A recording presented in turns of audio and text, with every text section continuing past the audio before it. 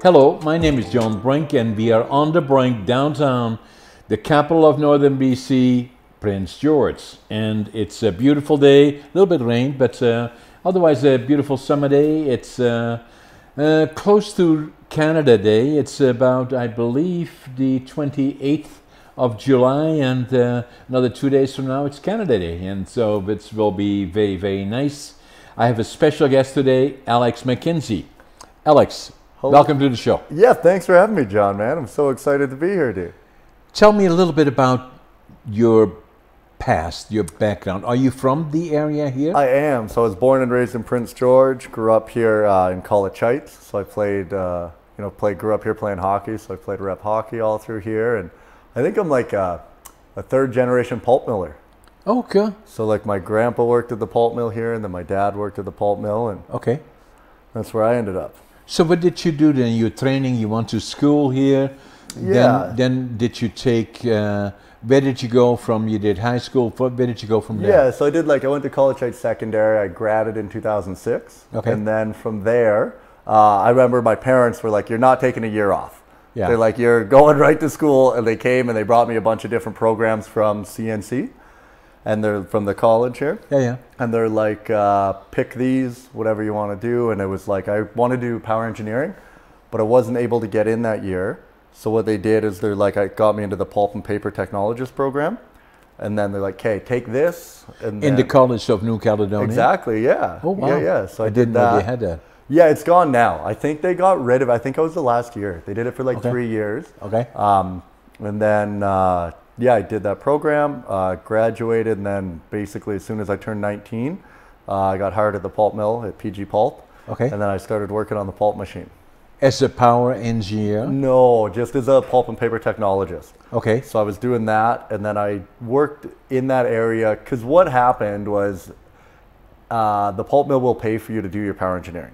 Okay. So you can bid into the different areas of the mill. Right. And then once I got into the steam plant, so I worked as a laborer, like an operator, on the pulp machine for 2.5 years. Then I was able to get into the steam plant. Once I did that, then I started doing my power engineering. Right. So I did my 4th class. And you did that also at the College of New Caledonia? No, so that was through BCIT. Oh, so then you went to BCIT? Yeah, kind of. So it's like kind of an extended learning. So what you do is you do it here. So they give you 18 months. They give you all the books, and then you would do modules. You would have to write tests online. And then to do your, they separate it into part A and B. So once you finish part A, you actually had to go to a testing center. Okay. So I actually went down to BCIT and wrote the test there. And then once you passed those, then you got your certificate from BCIT, and then you were able to go and challenge the provincial test. Okay, so that's kind of a form of work and learn all at the same time and get to your degree of power engineering then, or what was it? It's just like a certificate. Yeah, so there's layers. So they go in like a 4th, 3rd, 2nd, 1st. Okay. And it's just however far you want to go. You start on 4, then you go to 3, 2, 1. And it just, depending on what level of certificate you get of competency, you can be in charge of bigger boilers. Yeah. So then you can run a bigger boiler, yeah. Oh, and so you did that, so then you worked at PG Pulp or where? Yeah. So I worked at, actually I ended up at Intercon when I was doing the steam plant. So just for our guests, we have something like 4 pulp mills here. We got PG Pulp, we got Intercontinental, and then we got Northwood, which is really 2. They have 1 and 1. Yeah. So, and then we have more pulp mills in the region than that, but those are the ones in Prince George. Yeah. So how long were you there? Oh, at the pulp mills? Yeah. 12 years. 12 years. So I started when I was 19. So you became then, first as a laborer, then from there, and then you climbed up in your, and so gradually you went up in the management structure? No, like it just, I always stayed in the operation side. So I always stayed with the union.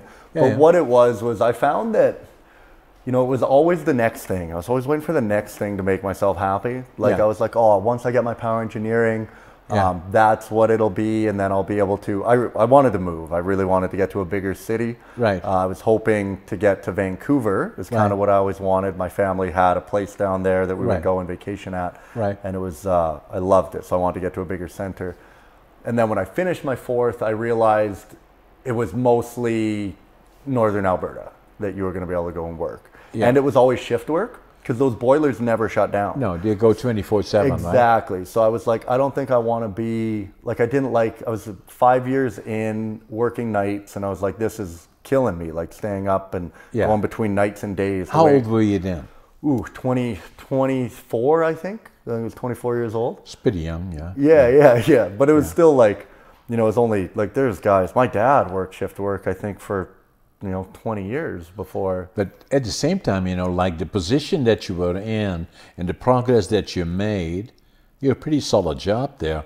For a lot of people, they say, okay, at 24, I'm pretty well established in the operations and make good money and probably buy a house, get a wife, get kids and everything, and you're set for life, right? Yeah, well, that's where I was going. Like, I had a mortgage by the time I was 20. Yeah. I had a new truck, and then you're just like, get all the toys. You got a maid. Dude, I had a brand new jet ski, snowmobile, dirt bikes. I was like, this is... How much better can it get? I felt like I won the Redneck Olympics, Exactly. You're like, I got it all.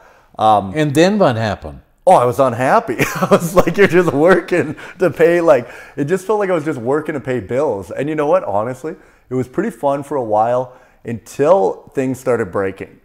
Because then your machine started breaking and things broke, and then you were so financed, you didn't have the money to pay to fix them. And now you're paying for something that's broken. And I'm like, do I need a new truck? Do I need all this? And what I kept telling myself, I was like, you know what, if I could get onto day shift, I was like, day shift, that will make me happy. Steady. Then it's steady, because I also was unhealthy. Like I was eating very unhealthy, and I was like gaining weight, and I was looking at myself. I'm like, you used to be an athlete, and now I'm like, dude, you're like 60 or 70 pounds overweight. Yeah. And and I was like chewing tobacco all the time. Not good. Yeah. And then I always told myself, I'm like, oh, I just need to get on day shift. That'll fix it. And so I bid on an instrumentation mechanic apprenticeship. Yeah. So I did that, and then that was like, you had to go into a pool of people. I think some initiative came out where the mills got something for training apprentices. Yeah. So then they released like 30 apprenticeships all at once. Yeah. So there's a big pool of people that all bid on them. And then the one thing that happened was, to get the instrumentation apprenticeship, you had to have higher certifications than to get a millwrighter. So you had to do like a testing. And you had to score higher on the test to be able to get these apprenticeships. Yeah. So I was fairly new at the mill to be able to get an apprenticeship. A lot of guys worked there 15, 20 years before they could get one. Yeah. I was only there 5 years. But what happened is, the only one, like, not many people scored high enough to get the instrumentation. And so there were 4 of those available. And I didn't want to do it. I was like, I don't want to do instrumentation. I wanted to do like electrical, or I wanted to do... I kind of thought about millwrighting or something, but I wasn't too sure. And anyway, I got the instrument apprenticeship, and I was like, okay, well, this will be fun. And I ended up taking that, and it was really fun learning. Like, I love learning. Did you become one of the 4 that got it? I did, yeah. So I did that. So then amazing. Yeah, so I did that, and I got on to days, and then I started working. It was Monday to Thursday. So you had every Friday, Saturday, Sunday off. And then that's when... Now finally you had it made, eh? Yeah, that's exactly. And you're set for life. Exactly. I'm like, and now you're going to be happy. Yeah. And all the things that need to be fixed, get fixed. And Alex, finally happy. Yeah, exactly. Now I'm good. But not quite. No, well, you know what happened? The thing was, I found, as long as you're going to school, like when you're working towards something, I think that's what happiness is. Like, I think having something to look forward to. And you know what? First time I ever had that thought, and I don't know how I forgot it. So I was a young boy, I was in high school, and my girlfriend broke up with me, and it broke my heart. Yeah. And that was the first time I ever felt like really sad, like very sad about something. Yeah. And then I remember in the coming weeks, I didn't want to get out of bed to go to school. Yeah. And I was like, why are you so sad? What was it about this lady? And what it was I realized that every morning I would wake up and I was excited to go to school because I wanted to go and see Denise. Yeah. I was like, oh, I'm going to get to see Denise. And so when we broke up, I woke up and I was like, what? I don't have anything to look forward to. Exactly. And that's what I started to notice. So when I was doing instrumentation mechanics, I loved it because I was working towards something. I was going to school. I had a goal. I had something I was trying to achieve. Yeah. And then it was like, as soon as I achieved it, that's when I remember like driving home from Vancouver, finishing. It was a 4-year program at BCIT. Yeah. So you would work like 9 months of the year up here, and then for 3 months you would go down there and you'd stay in the dorms and you would go to school. And then when I finished that 4-year program and then I finished my interprovincial and I got my red seal. Yeah. Dude, it was like, I was like, is this it? Like, I remember driving back to Prince George to go to the mill, and I was like, you're done. Like, it's now you're going to be coming through that door to go work that job, do the same thing every day for the rest of your life now, unless you change something. Yeah. Yeah. And then what happened? Well, then I was getting close to 30, so I think I was 28 at that time. And as I got close to 30, I started to really question, like, what did I want to do with my life? Yeah. And I think where I got lucky, I always say, is I think that I got to a mindset at 30 that most people get to at 40. Yeah. Where you realize, because I started so young, like I had a mortgage at the age of 20, where a lot of people get that exceptional around 30, usually, right? And I realized that exactly the thing, you're always chasing the next thing, and I realized you're never going to be happy chasing the thing. Yeah. Was that I think if I would have waited till I was 40, I wouldn't have been able to quit my job. So what I did next is I started asking what I wanted to do with my life. So I started going to therapy. The mill was very lucky. They had like a EFAP program. So they would pay for therapy. So every week I would go and do therapy. And that's actually where I found out I had ADD, which I hope we get to talk about. That's why I think this podcast is going to be fun. 2 guys with ADD. Yeah. You know, we're going to be all over the place. I like it. Yeah. So that was, that's where I started going to therapy. And then, you know, I quit drinking and partying and started really trying to figure out what I wanted to do with my life. Did you already find out then that you had ADD? So I got diagnosed with it. I'm trying to remember. I believe I was like 26 when I got it. Like, people were always very skeptical, like from the moment I was a kid. Yeah. They're like, this guy, like, you got something, kid. There's something strange about him, right? This kid never stops talking, and you can never pay attention. Like, he's talking about this, and then he's talking about this. He's all over the place. Yeah. Yeah. So that was always a thing. And then I was very depressed. So that's what it was. I was very sad with my life. I was just couldn't figure it out. And that's when I finally started being like, hey, well, maybe I should try some meds or something. Yeah. Because I really put off that idea for years and years. And then I got diagnosed with ADD, and then they gave me pills, and I took them for a weekend. And I was like, I remember I built a deck. Dude, like, you did them, and you were just so laser focused. And I finished this project that I was like trying to get done for, 2 years. And I got it done in like 3 days. And then, but I didn't like it. Like, it just seemed, I was like, I don't want to.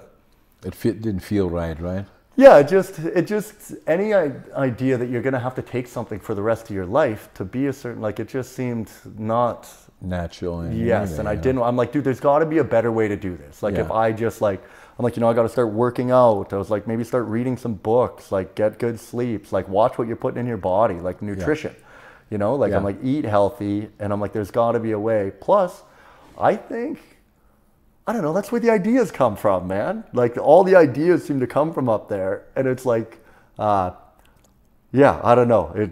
I don't want to get rid of them. I think it's like an added bonus, Yeah.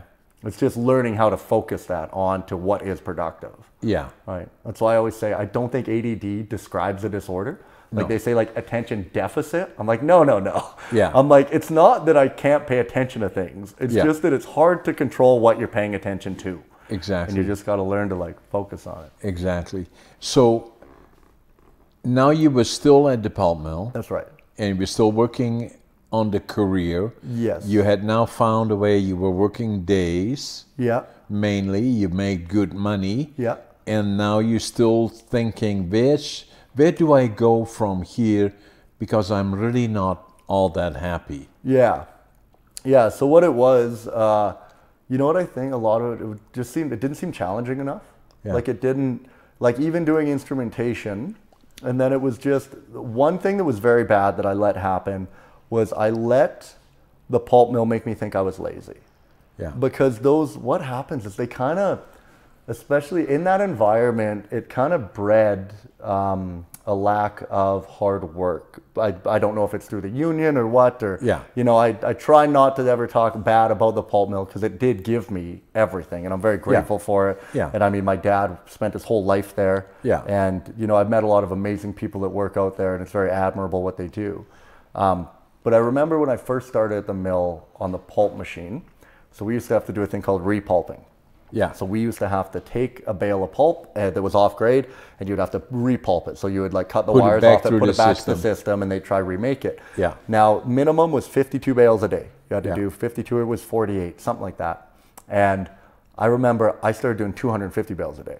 Yeah. I was just like, oh, sweet. Like, and then I remember the guys came up to me and they're like, hey, Alex, we noticed you're doing a lot of bales. I was like, yeah, dude, I did like 50, or did like 200 That's good, something right? a day. Yeah. Yeah. And they're like, No. no, That's not good. It's not good. No. and I was You're like, putting other guys out of business. exactly. Yeah. So they're like, what you're doing is you're showing, they're going to start expecting all of us to be able to do that. Yeah. So they're like, you know what you do is the Slow minimum. down. They're like, you're doing the bare minimum every day. Yeah. And I'm like, what? And then what was the weirdest part was they would get you to sit in the lunchroom and do nothing, but then they would call you lazy. Yeah. Then they'd start going, dude, you just sit around all day. They're like, look at you, you're on your phone doing nothing. And I'm like, what is happening right now? Yeah. Like, you guys are all telling me I'm working too hard, and then when I'm not, you're calling me lazy. Yeah. And I just started becoming, I noticed that 10 years in. I'm like, dude, I'm becoming the guys that I didn't want to become Yeah. at the mill. And I'm like, Yeah. I have to, for my soul and my spirit, like, I got to get out of here. Rethink my life. Yeah. And so then I found comedy. Then comedy, dude, that saved my life. How can that happen, though? Now, you had something, you must already have something about that. I remember myself that, you know, I had difficulty interacting. That was long before I had found out that I had ADHD, but I had no self-confidence. I felt I was a failure because I failed grade 7 3 times, and in Holland, and you know, and then came to Canada, and then wanted to start over from the bottom, and then build a sawmill. All those kind of dreams. I had to kind of start over too, and then. But one of the problems that I had is if I had more than 2 or 3 people to interact with, that didn't work for me. And then I became so self-confident, and I could not have a good conversation, really. And it was part of confidence. And then somebody kind of dragged me virtually to Toastmasters. Okay. And I won the first meeting, and then it was my ex-sister-in-law. And then I said, no, I'm not going to go there. Well, she said, just go, you sit there and you watch. You know, I said, is anybody going to ask me a question? No. Yeah. And then somebody said to me, okay, maybe tell us a little bit about who you are and what you, and I, oh my God. So I was not going to go back there. Then and how old were you when this happened, John? This was well in my late 50s already. So you already had the sawmill established, all of that? Oh yeah. I was successful. A lot of people said, oh, you're so successful. And I didn't feel that at all. Right. So you, even though you had that much success, you still struggled with the self-confidence. Yeah, for sure. Do you think that was a driving force behind what you do? In a way, it was, you know, but the underlying issue was still dealing with the ability of feeling that what I was doing, I was as good as anybody else, and that what I was doing well at what I was doing. I never thought it was good enough. Right. I could have done better. Right. You know, not money thing. It was simply accomplishing what I was doing. And then I went to the second time to Toastmasters, and then I fell into the groove at Toastmasters. I was with Toastmasters for virtually 10 years. Right. And I became a distinguished Toastmaster, which is the highest level in Toastmasters. Yeah. And I started to do more public speaking, and it gave me the confidence that I needed, that I knew I was okay. Right. You know, and you know, so to me that was a very, very important part of my life, actually. Right, the Toastmasters. Yeah. So how do you feel with this? Podcasting. I love it. You know, you love it? Yeah, you know, all of that, you know, right up to the 1990s, and then from that point forward. The whole interaction that I did then became so much different because I had the self-confidence. I was okay, and then the benefits of Toastmasters. I always believed that was very, very beneficial for me in terms of not so much in self-confidence, although I did that too, but what Toastmasters does in a way, what some people may think it is becoming a good speaker. Right. That's not what it is. Okay. Become a good listener. Right. Is the more critical part. And then speaking is part of that as well, and thinking on your feet and all the things. And the reason that I raise it, because what comes to mind when I talk to you about being a comic, that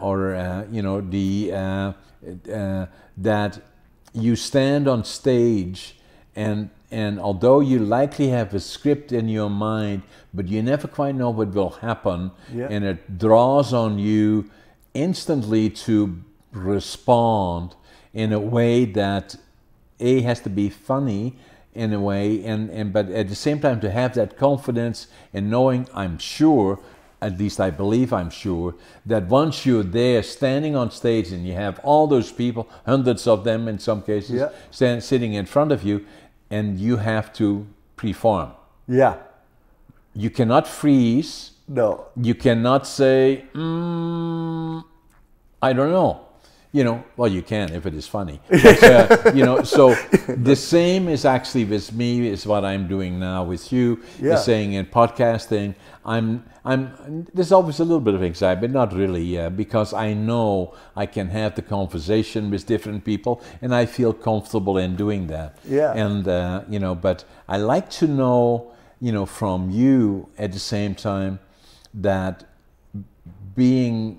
having self-confidence is important. Mm-hmm.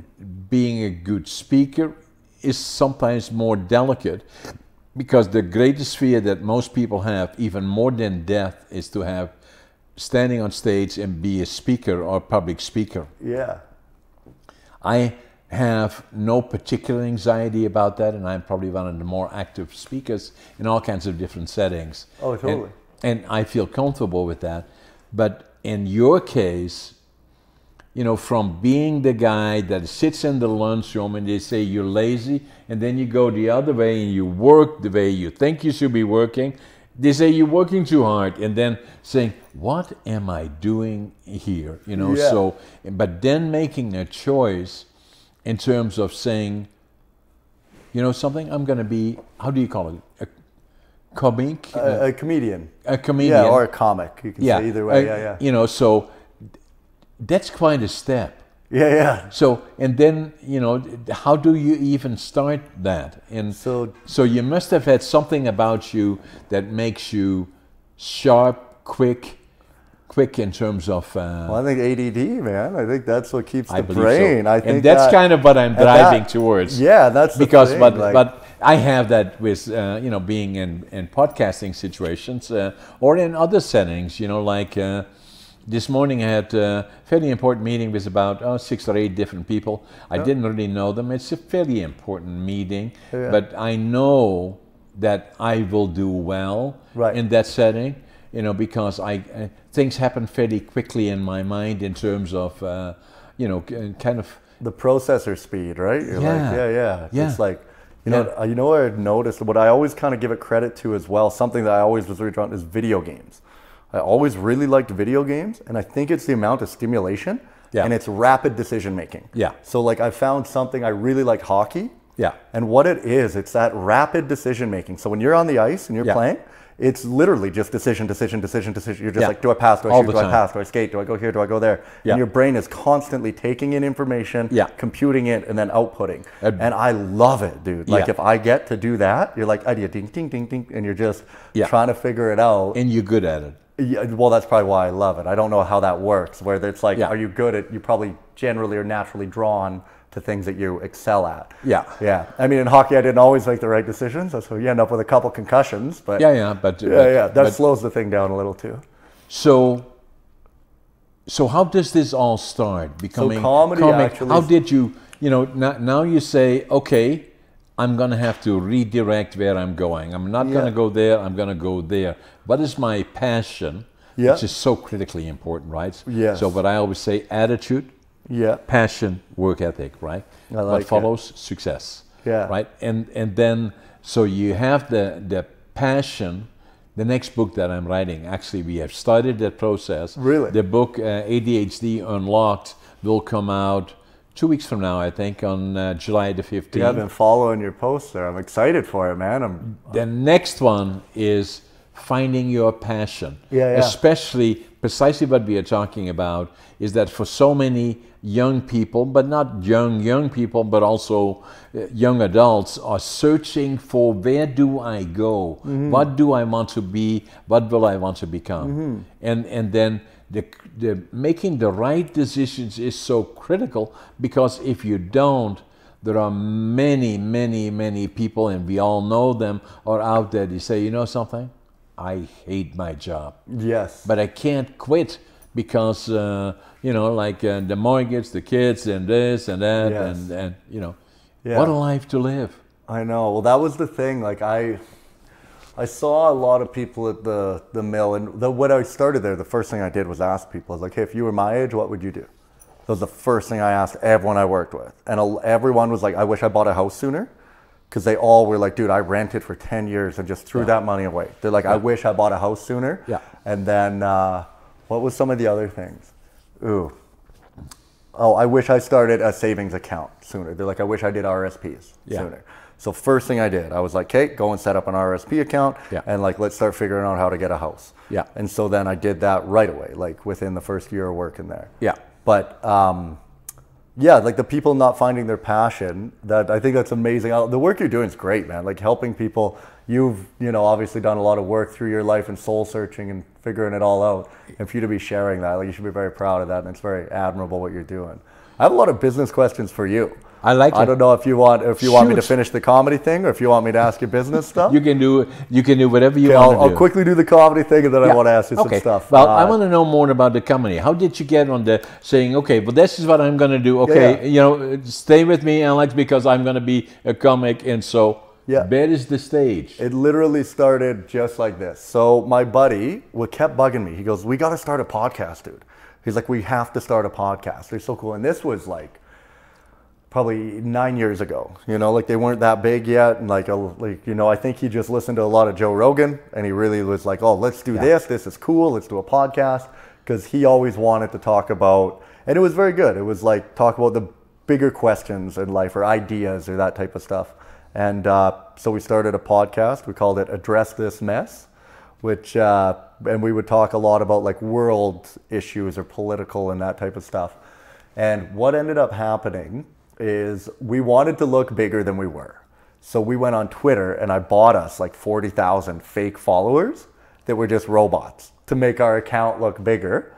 And then what happened was this comedian from New York saw our thing and was like, dude, I would love to be on your podcast, yada, yada. So we're like, okay, sweet. So we set up a meeting over, dude, how did we have to do it? It was crazy because there wasn't Zoom or anything back then. We had to do like... When was this? This would have been in like, it was probably, I guess, right before I started doing comedy, probably about 8 years ago. Yeah, in the early stages, right? Yeah, exactly. So I had a little studio that I set up at my house in Aberdeen there in Prince George here. So I used to live up there. I set up a little podcast studio in my house, and we had like a webcam set up in the corner. Looked like almost like a convenience store security camera, just looking down at us, like a couple perpetrators. And we ended up, I think we had to use like, I don't know, I didn't even have Facebook, honestly, back then. Maybe it was a phone call or something, and we had to put him on speakerphone next to a microphone. And we interviewed him about being a comedian. What's it like being a comedian in New York and all this stuff. And it was that I mentioned on air that I always wanted to do comedy. I was like, I love stand-up comedy. I grew up watching it. I used to always come home from school, put on Channel 34, and I'd watch Just for Laughs in Montreal. And I used to just like watch it, and you would like learn the guy's jokes, and then me and my buddies would like quote them back and forth to each other all the time. And I remember the first time my grandma, I was out with my grandma, I was 12 years old, and I was repeating Russell Peters jokes to her. And she was like, wow, you're really good at that. Like, you should do this. Wow. And I was like, Grandma, like, I could never do this. I'm like, it's easy to tell other people's jokes. Like, I could never write my own. Right. And yeah, fast forward like almost 20 years or whatever. But I mentioned I wanted to try it. Now, someone from Prince George here heard that on the podcast. So his name was Brian Major. And he wrote into the show and he said, hey, just so you know, there's a group of like, because what I said is I always wanted to try it, but I'm like, I live in a small town in northern BC and there's nowhere to really do it. Well, then Brian Major wrote into the show and was like, hey, dude, there's like a group of four of us here, 4 to 6 of us that we kind of go down to. It was, is it Alfredo's? It used to be across from the soccer field. Yeah. He's like, we go to Alfredo's every second Thursday and there's an open mic and we do comedy. They're like, would you like to come down? And they gave me a date. And I was like, well, I've always been talking about it. Like, I got to man up now. Now it's it. Yeah. So I spent the month just writing what I thought was 5 minutes of the funniest material I could come up with at the time. And I went out and delivered it. And it went very well. Like, because you bring all your friends. It's your first time doing comedy. You tell everyone, all your friends come out. They're very supportive. Yeah. And it went really well. And then they next were like, hey, once a month, Nancy O's brings in a pro from Vancouver. And we all get a chance to do 5 minutes to open. Like, would you like to try do that? And I was like, for sure. Yeah. So I did that. Yeah. And then it just kind of progressed. Then I could get on stage once a month, but you don't really ever progress at that rate. Like, it's way too slow to be doing something once a month. You're never going to get that good at it. And it was always kind of a hobby. And then what ended up happening was the Sonar opened up here. So Jason Luke, I believe, opened Sonar in Prince George. Yeah. Now that was our first full-time comedy club that we're bringing in and doing like 4 or 5 shows a week. Yeah. And now I was able to get on stage every week. Yeah. And then I started meeting more and more of these comics that I'm like, wait, like this is a job? Like no one told me this was a job. Yeah. And I met these people that this was all they did. Yeah. And then I was very lucky. I had a guy, Brett Martin is his name. So he was a comedian out of Vancouver. I love you, Brett. He was the first comedian ever to take me on the road.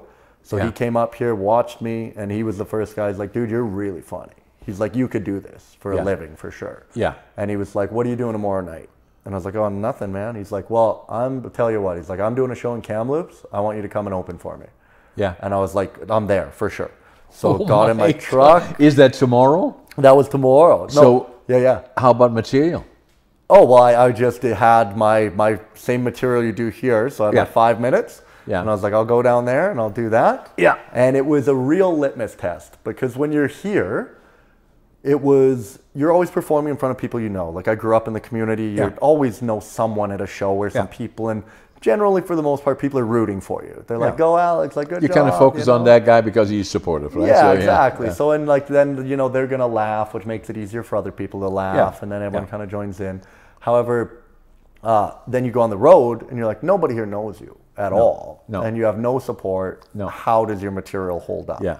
And it went well as it could. Like the thing is with comedy is you're always getting better, so your bar is always higher. You know, like when you first start, you're like, if you get a laugh in 5 minutes, you're like, I did it, I got a laugh. Yeah. And then it just becomes like you want more laughs and faster. And, but so I did that, and it was great. And then originally my plan, it wasn't even to do comedy. I still wasn't quite sold. I wasn't too sure about it, didn't know.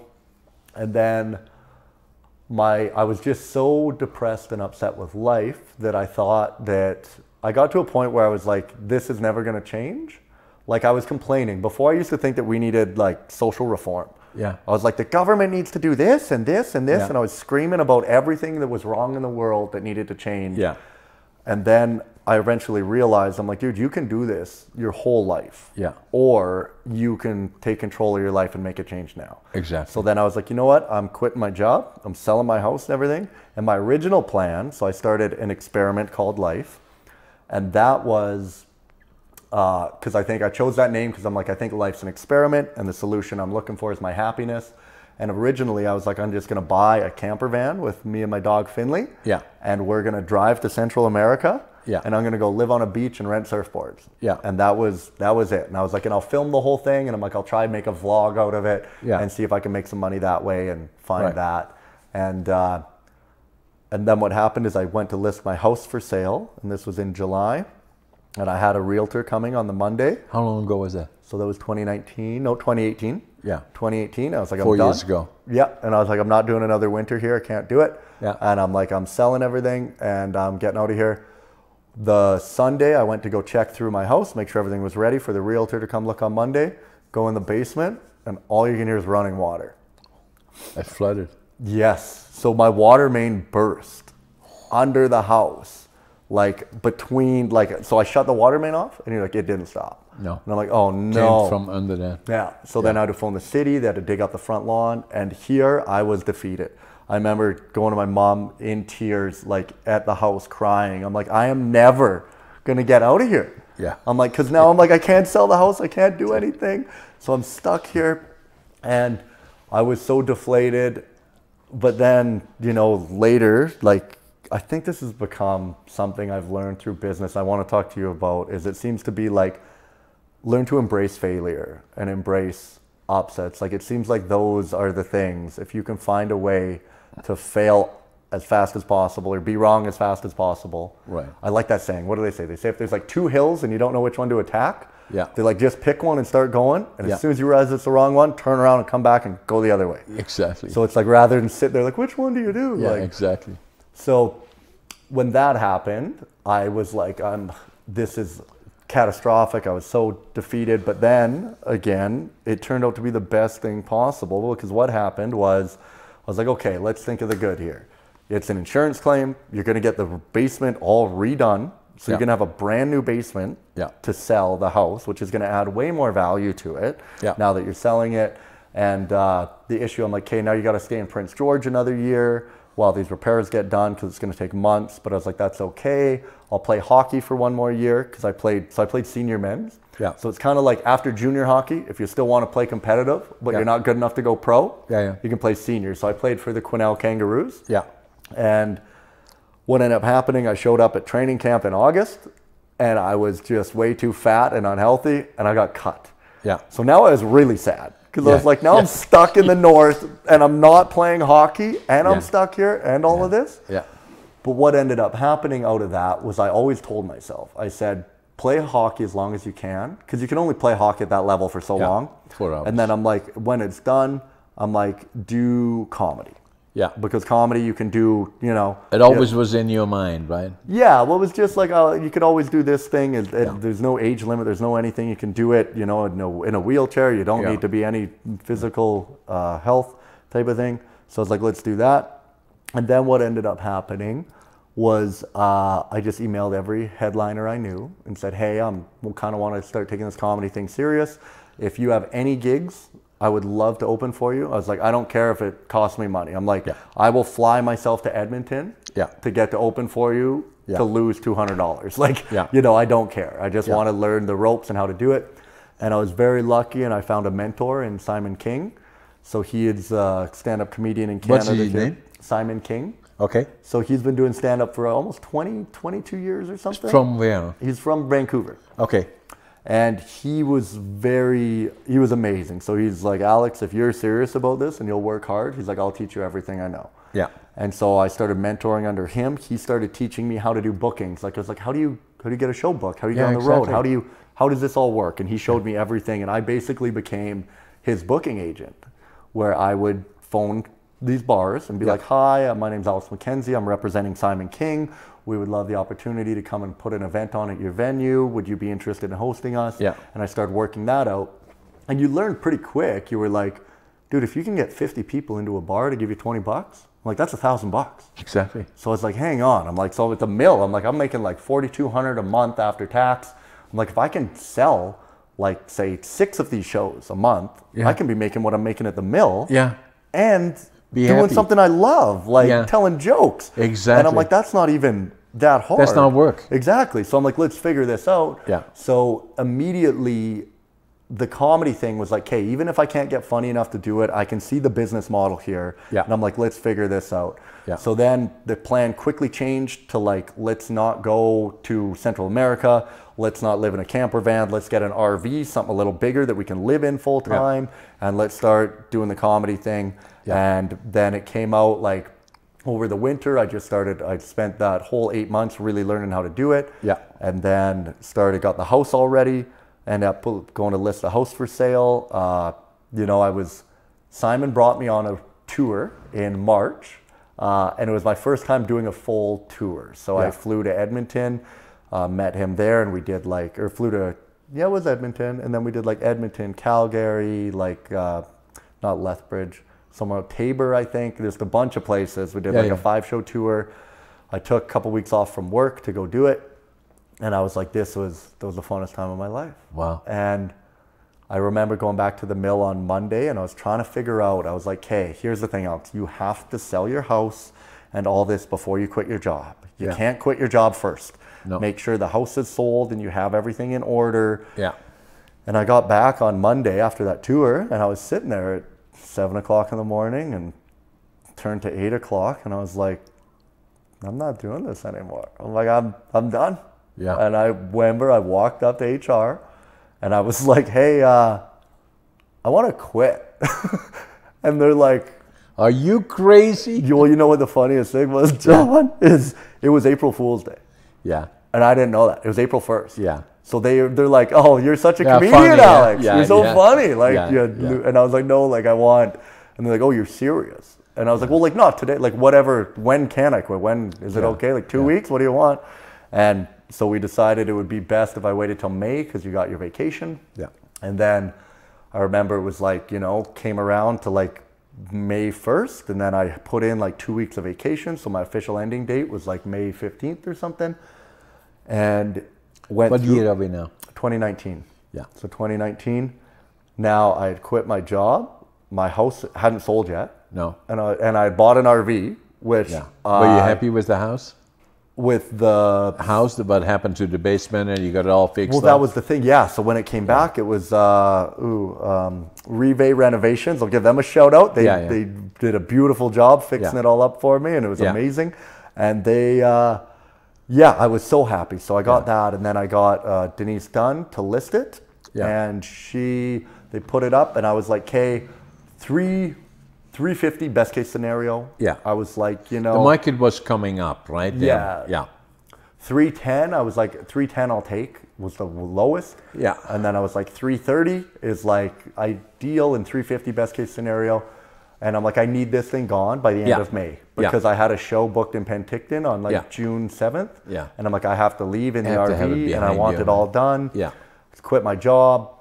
And then what ended up happening was the house actually sold on May 29th. Wow. So 2 days before I needed it to. Yeah. And it sold for $360. So $10,000 more than I even wanted. And I'm like, this worked out just everything from the flood to all of it to pushing me to now do comedy rather than I was just going to get in a van and take off to the middle of nowhere. Exactly. And I'm like, holy man, did this.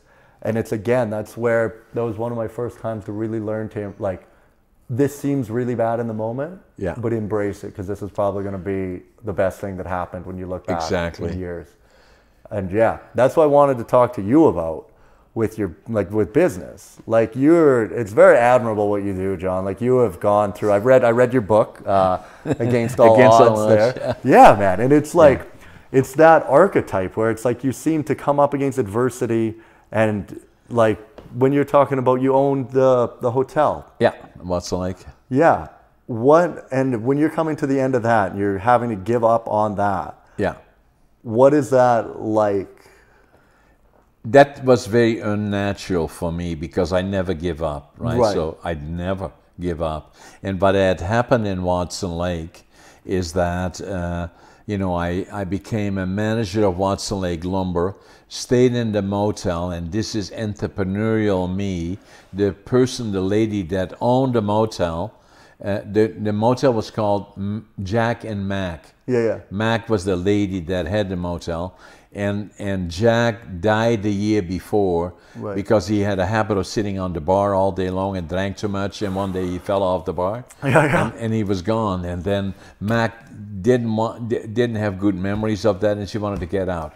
So that created a situation where if I'm interested in the business, the best way to have it, there must be a motivated seller, motivated buyer, and then you try to work out a deal. So I didn't have much money, But I worked out a deal with her that I would sell the motel for her for $75,000, get $10,000 commission, and then we got that written down. I went to the bank, lended $10,000, and then that I would get from her, gave her the down payment, and then I owned the motel.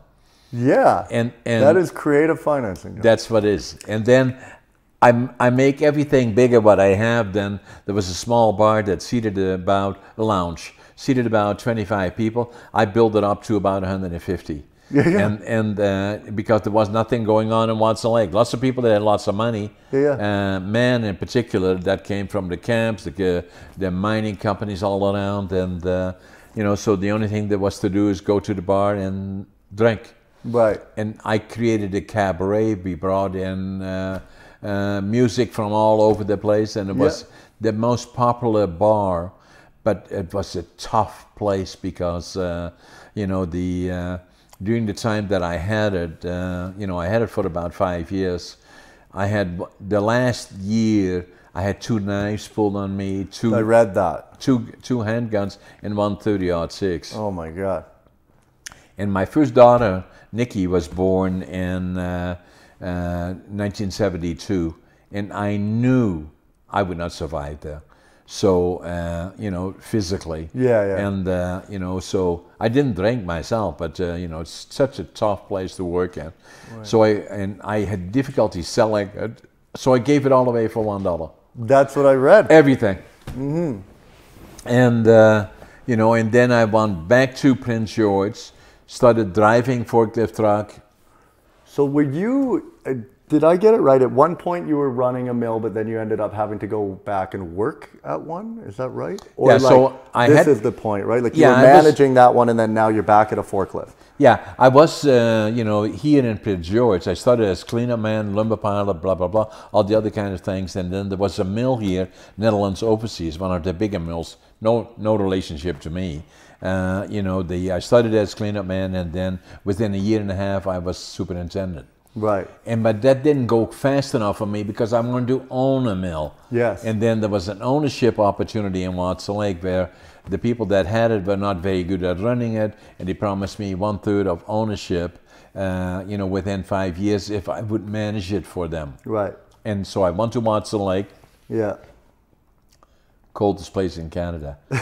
For a guy from Holland, 62 below. Yeah. It snows in July, and you don't know if it is late or early. Yeah. You know, that kind of a place. Yeah, yeah. Just the sun's up the whole time. Yeah.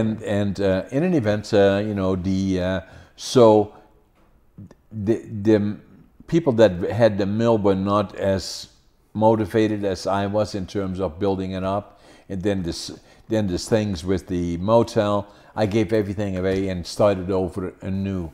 Went back to Prince George, worked for the same mill actually.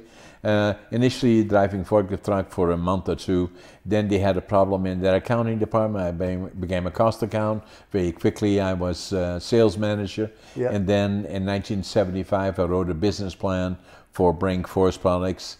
You know, which I started, incorporated in July of 1975, started operating in October with $25,000 lent money from the bank. Yeah. And that was very hard for you to get. Is that correct? Yeah. Like I read that in there, and I've honestly been drawing from that for you because that's where. So I just incorporated. So I've just incorporated like 2 weeks ago. Yeah. Because that's what. So experiment called life. Yeah. That has now. Like I'm like, okay, I could see the business side of this, so I turned it into now ECL Productions. Yeah. And I just ran a sole proprietor for 3 years, and then now it's been growing, and I'm like, okay, incorporate. Yeah. And now I'm putting together a business plan. I'm trying to figure out, you know, startups, like how do startups get financing? How do you do this? Yeah. And I read your book, and I'm like, you never quit. Like to me, it sounds like you got to the point because you would go to every bank in town every week, and then they kept coming up with. And that's the key, Alex. I wrote the business plan. Yes. This is a good business plan. I dropped it off at virtually all the banks. Most of them turned me down very rapidly. Focused at the end at 2 other ones. And then would go down to the loan officer that was kind of handling me as a client and say, what can I change? The problem that I had lots of ideas but no money. Exactly. You know, and to saw the sawmill, you know, with $25,000. Doesn't happen, right, easily. So especially back then, what would that have been today? Like that'd be a couple 100,000, you think? Or? Maybe that, something like that. Anyway, but even then, what I was doing is I was leasing the property, and then lease the forklift truck, and all these things were. You had to be innovative, right? So and then started off with 3 employees, worked as long as I could stay awake, 24/7.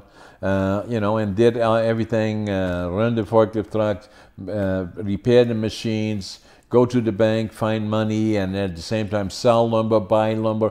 I did all of it, you know, and then obviously today, 47 years later, we have mills here in Prince George. We have them in Vanderhoof, Houston. We employ over 400 people. Yeah.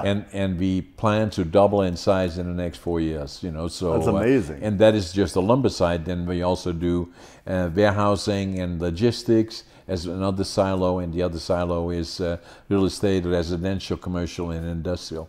Right. But coming back to the dropping off of the business plan, so then I started focusing on the Royal Bank in particular, and this was probably the 12th time I went down there. I didn't want to piss the guy up too much that he said, get out of here. No, again, doing what he said I should be doing, and how about this, how about that, and then he said, okay, let me talk to the manager. And there used to be those cubicles, about 4 or 5 of them in a row. And he said, I'll go talk to the manager, John Weems. And I said, okay. And I'm sitting there like, and then I heard all the way 4 cubicles over say, give him the money, give him the money. They're just so sick of you. And I had the money. Yeah. But wasn't it your thought of the finger jointing that made that possible? Is that correct or no? Likely nobody was doing it, so nobody knew what it was. So it was not something that I could say, we're going to do that compared to this. Nobody did it. Right. But what I did have is that I had lots of experience, so, both in Holland and here. And I had been superintendent of one of the larger mills and the manager of another mill in the Yukon. Right. So I had the experience. Yeah. And then the other part is that I had a good solid business plan. Actually, the people that work around me, if they look at my business plan today, they said they can't imagine, because whatever I had in there, we're still following it virtually today. Not necessarily going to the plan, but basically the concept. Right, yeah. And then, so and then I was innovative in terms of how do I get the equipment, how do I do this. $25,000 was not much. No, then it doesn't either. go far. But and then after about 3 months, I had lost $50,000 on top of the $25,000. So every time a car drove by at River Road, then I said, oh my God, maybe the bank manager. He drives in and says, okay, John, the gig is over, give me the keys. Yeah. But he didn't. They stayed with me, and I made some money in the first year, and then from there and then gradually got bigger. Right. The book, Against All Odds, is not so much about hurrah, hurrah, John, he's so successful, but it is about that adversity and dealing with difficult situations like when I started that, I had no idea that I had ADHD. Right. But what I did know, I failed grade 3, and I failed grade 7 3 times. Yeah. And I started working as a laborer when I was 14. Yeah. Even the coveralls didn't fit me. I had to roll them up. And the crotch was hanging by my knees, which is modern now, but it wasn't then. Modern back then. These kids these days. So. And then, I was born in 1940 in Holland, northwestern Holland, and it was during the war years, and it was a tough go. I read the thing about the blowing up the bridge. Yeah, right in front of our house. Yeah, we saw far too much that as kids we should not have seen. And so my question, I had a question for you about. So I always hear people say, if you have a strong enough why, you can survive anyhow. If you what? If you have a strong enough why, you can survive anyhow. Yeah. So it's always like, like how do you get this done? And when I hear people talk about like why are you doing what you do, and they say it has to be bigger than you, because if you're doing it for you, eventually you're going to run into something that's much bigger than you and tougher than you, and you're going to quit. Yeah. So what I wanted to know from you, John, is like, what was your why when you're going through that adversity, like when you have, like, especially when the industry turned against you. Yeah. That must have been a very hard time. Or when you're feeling like you're almost bankrupt and you're five arsons. Yeah, in dude, people lighting your house on it. Like, when you're doing that, what do you draw from to be able to get through that? Like, what do you think? Like, why am I doing this? I'm doing this for my family. I'm doing this for, like, boundless determination. And that was to pursue my goal and my passion. You know, what I wanted, my dream was to build a lumber mill. Right. That's when I left Holland. I had two dreams. The one was to go to Canada, because when we were liberated by the Canadians, April the 12th, 1945, and it made such an impression on me that I always knew I wanted to go to Canada from that age forward to the land of my heroes. Right, okay. The next one was, there was no question in my mind about that since I was 5 years old. Yeah. The other one was that, my dad worked in the lumber industry. My grandfather, although I never knew him, he died when he was young, but his work that he had done was a master carpenter and a furniture maker.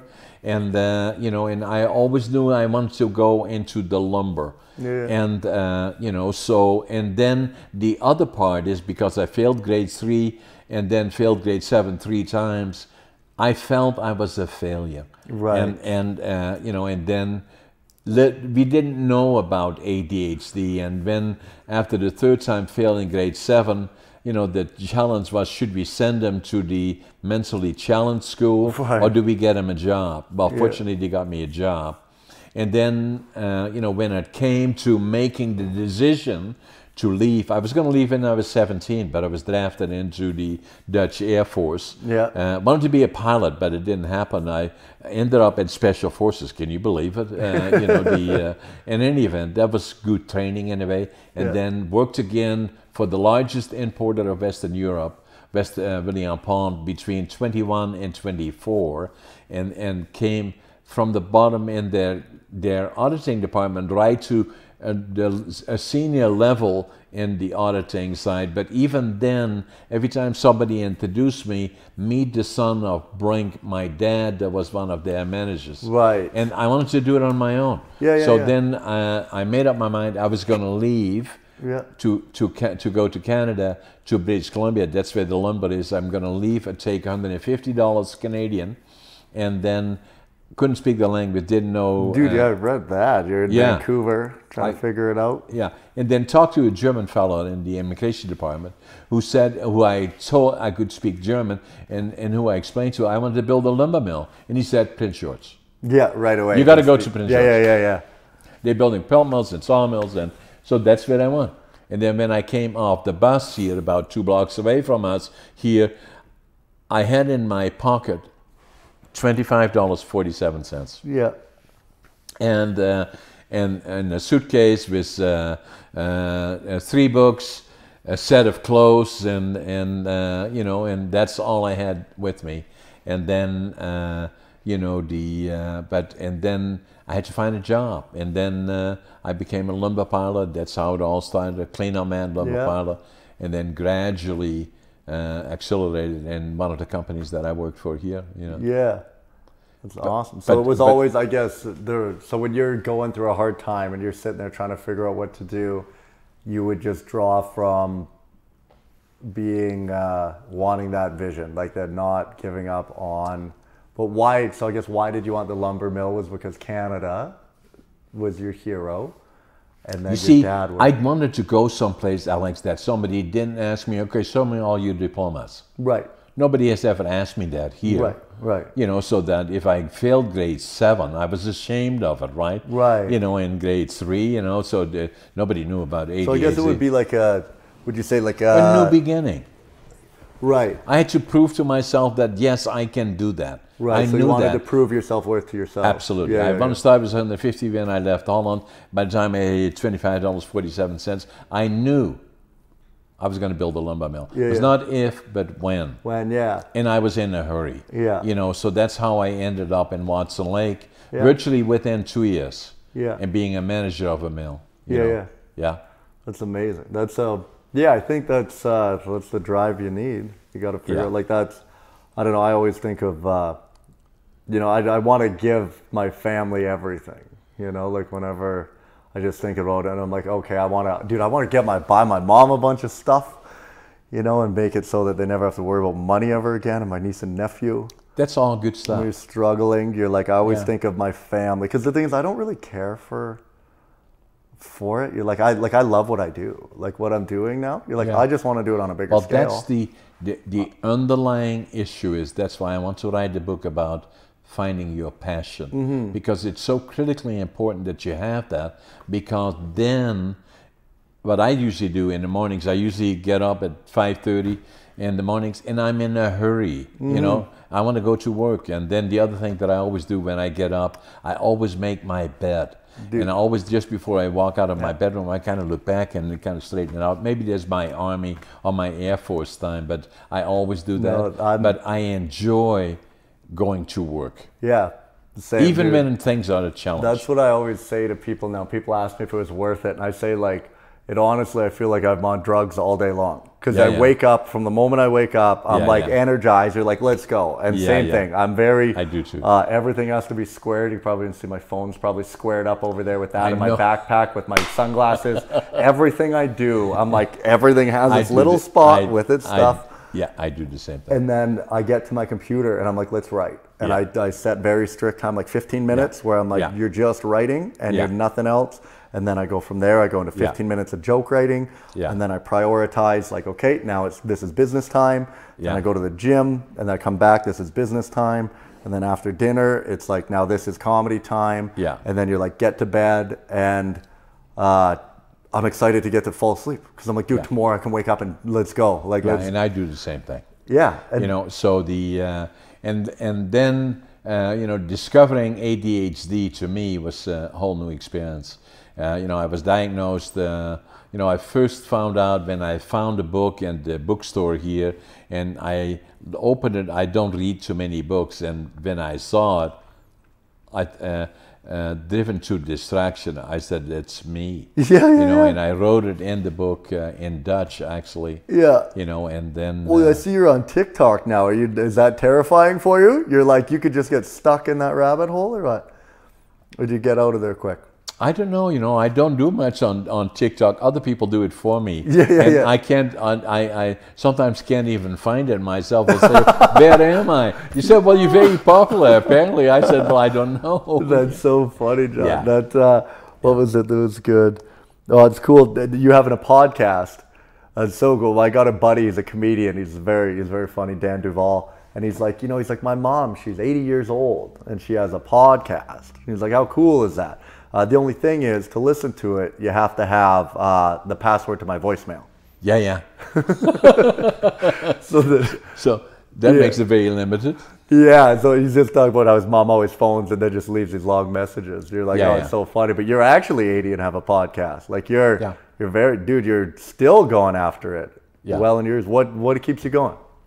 Like, you've already, do you ever feel like, that's another thing I think about, because the way that you're talking about, you knew you were going to have a sawmill. I know I'm going to be very, very successful. I think ECL Productions is going to become the biggest production company in Canada. We do we produce the best comedy shows like anywhere. Exactly. And I know that, and I know that we're going to be very successful. And the thing that I keep thinking about is, when you get that, like, once you've won the race, like, you don't, like, they always say, don't be thinking about, like, money and cars and clothes. Like, you're going to get that. But once you have that, how do you keep going? So for you, like, what is it that keeps driving you? Like, I'm not there yet. What do you look? So it will go further, higher, further. You just want a bigger sawmill. Not bigger. And a different company, and you know, we are building on the 3 silos in particular. The sawmill will double in size, so will the real estate and the you know, the warehousing. You know, that's is very active, and I see all kinds of opportunities. And it's not money that drives me, but it's to make it successful and let it grow. Let it grow. We have an amazing team of people, and it's a beehive. There is a massive amount of activity, and I just love it. You know, so I do. Well, I've seen your desk and your TikToks there and stuff. A lot of papers, a lot of stuff going on everywhere. And then I go to the gym. Just before we interviewed, I was at the gym. We go with Kendall? Yeah, with Kendall, because he's a friend. I've known Kendall. Both of us won, actually 5 years ago. We were competing for the BC championships together, and then we ended up, you know, placing for the nationals in the Arnolds, and you know, so, and again now I'm training again for the nationals and the Arnolds, you know, so, and hopefully in 2023 when I'm 83, I'm already virtually sure that I'm the oldest competitive bodybuilder in the province, you know. That's amazing. And still just keep going after it. Yeah. And it's just, and see, I think that's the thing. Like, I think when you find your thing, it's just every day is... Enjoy it. Exactly. Like, you're out there and you're chasing it, and it's never... There's like, no the goal, end the to outcome is never the thing, right? Like, that was... Yeah. I got some really good... I heard some really good advice from a guy, Inky Johnson, and he talks about falling in love with the process. Yeah. And he goes, I love the process. He goes, it's not even about the outcome for me. He's I like, agree. it's just... I agree. Like, you just... And that was the thing that changed for me a lot, was like all the milestones and that, they just seem to start kind of coming as a result of the process. But it's like, I love getting up and writing like those jokes. I write jokes every day and put them online. And what then happens, Alex, you will create the image that you love what you're doing. That's why you're so good at what you're doing, because people will see that. It's no different with public speaking. When I make a presentation someplace, and I do lots of them, then what they will remember is not so much of what I said, but what I look like and how I conducted myself. Right. Because it gives that sense of confidence. Right? Yes. Well, that's the thing. You know, something that changed for me in comedy was, they say, people remember how you made them feel. Yeah. And that was the number one thing. I started realizing, I'm like, hey, what am I doing with comedy? And I'm like, well, I'm selling you on a feeling. Yeah. Like, when you come to my show, I promise you'll leave there feeling better than when you got there. Exactly. And I'm like, I'm going to make you feel happy and good and positive about the world. So I've realized now, like, described as like a happiness cheerleader. Yeah. And I'm like, you're going to leave and I'm going to make you feel better than before you were. And then it's just kind of, I think life seems to be a lot of that, all about feeling. Like, how you feel is the most important thing, man. And I think for your book, for the passion thing, that's why I always tell people, when people are like, how do you find your thing? I always said, start paying attention to your energy levels. Exactly. That's what I started doing. I started noticing, dude, like, you get me talking about comedy. Like, look, I start sitting up in my chair and I'm like, my eyes get bigger. And I'm like, business is doing that for me now. Like, I've never was really into business. I kind of didn't like it because I was very against money. Yeah. I thought money was the root of evil and all of that. It's not about that. And then I got into business and I was like, this isn't about money. This is about growing and creating something. And then you start getting a team of people around you and you're like, they're passionate about what they do. And then you're like, how do I get the most out of them? How do I encourage them to pursue what they want to do? Exactly. And then you start getting these people around you that are driven. Exactly. And you're like, I want to be around more of you guys. Exactly. And let's see what we can do here. And that's what I tell people. I say, like, when I start talking about the pulp mill, I would get like lethargic. I'm just like, oh yeah, the mill. Like, and I would just talk about my job. And I'm like, those were the things that therapy did. They're like, what makes you, like, self-introspection? Yeah. They're like, what makes you tired? Yeah. And I was like, oh, talking about the mill. Like, and it's like, what energizes you? I'm like, doing comedy. Like, yeah, exactly. Can't wait until the next one, right? Yeah. Yeah. Yeah. So, that then being said, you know, I always knew you were an interesting individual because of you've done so many things, and then you went through this transition of going from something that you was looking for, precisely what will be in my book about those kind of things, and then going into comics or being a comedian and finding your dream there and your success, and I'm sure of that. Yeah. And then obviously I appreciate meeting with you, and it made me feel much better as well. Now thanks, I got to know you so much better. Oh, thank you, John. Alex, thank you so much for having me, man. My I pleasure. Really appreciate your time and everything you're doing, man. You should be very proud, and it's very admirable. And we should stay in touch. Of course, 100%. I would love that, John. Thank you. Cool, thank you.